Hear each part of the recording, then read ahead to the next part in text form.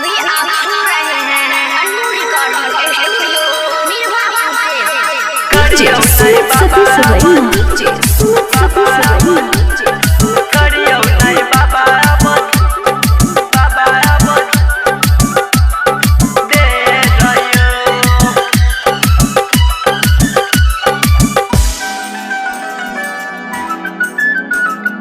उगो यो सूरज देवता भेल जाय छै राघवे रयो करियो नै बाबा बदे रयो।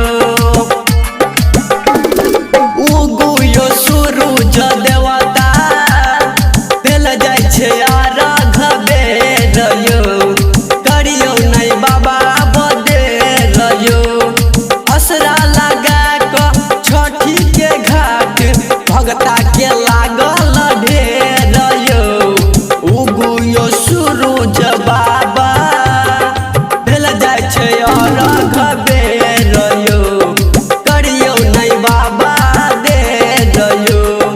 उगो यो सूरज बाबा भेल जाय छै राघवे रयो करियो नै बाबा दे रयो।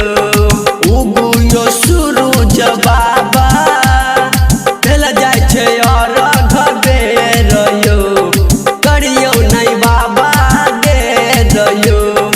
उगो यो सूरज बाबा भेल जाय छै राघवे रयो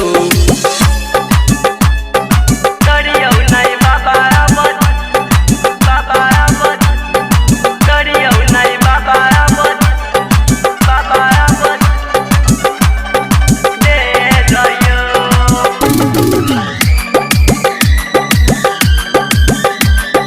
धरती पर अपन रोशनी फैलाबू अपन भगता के दरस देखाबू।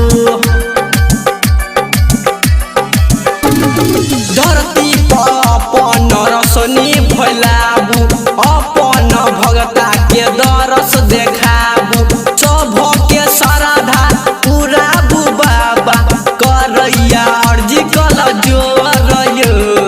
उगो यो सूरज देवता भेल जाय छै राघवे रयो करियो नै बाबा बदे रयो। उगो यो सूरज बाबा भेल जाय छै राघवे रयो करियो नै बाबा बदे रयो। करियो नै बाबा करियो नै बाबा दे रयो।